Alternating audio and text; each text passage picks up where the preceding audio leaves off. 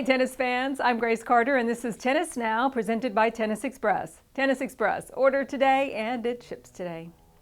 The Australian Open is done and dusted, but before we put the event behind us, we thought now would be a good time to take one last look at 10 great matches, and there were some good ones. So here's our list starting with number 10. Shea Su Wei and Sara Errani, third round. It was a really exciting battle of veterans looking for a spot in the second week. And it was Shea who rallied from 5-3 down in the third set to win that match. Shea would eventually reach the quarterfinals and become the oldest player to ever make her first trip to the last 8 at a major on the women's side. Next up, Bianca Andreescu and Michaela Buzarnescu in round 1. It was great to see Bianca back and even better to see her in the winner's circle.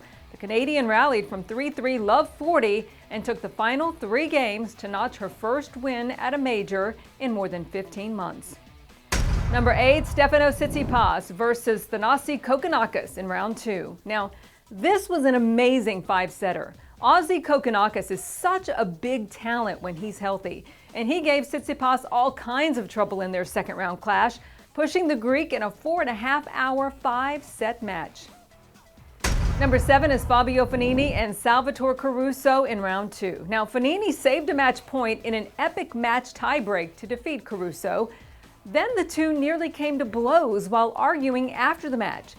It was the first all-Italian men's singles match at the Australian Open, and boy, was it a doozy.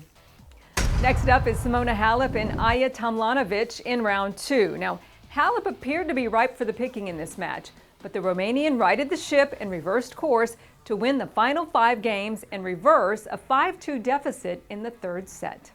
Number 5 was Nick Kyrgios and Ugo Humbert in round 2. Now, for most of this match, it kind of felt like Humbert was about to crush the hopes of Nick Kyrgios, but after Nick saved a match point in the 5th, he was simply too good. The crowd went crazy and Kyrgios pulled it out in 5. Number 4, this was Serena Williams and Aryna Sabalenka in the round of 16. It was a hotly contested battle with some crazy heavy hitting. Serena stared down the barrel of Sabalenka's guns and fired away with her own weapons, winning the final 2 games to break open a tense third set and book her spot in the quarters. It was an intense battle.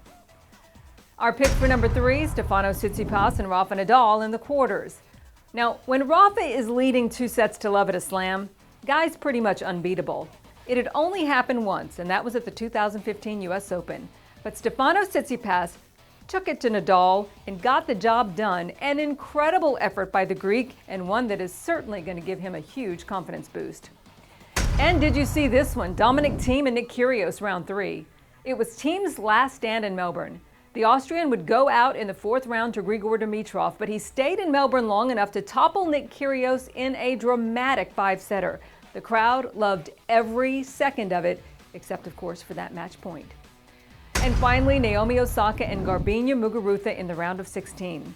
Now, Osaka was staring at defeat, serving at 3-5, 15-40 in the final set against 2-time major champion Muguruza. How on earth did she get out of that mess? Well, she did, and she reeled off the final 4 games to earn that victory. The rest, as they say, was history. Osaka won the Aussie Open title and became the 4th woman in the last 8 years to win the title after saving match point previously in the tournament.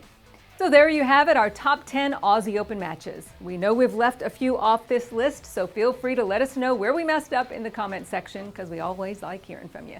Thanks for watching, everybody. I'm Grace Carter. See you next time.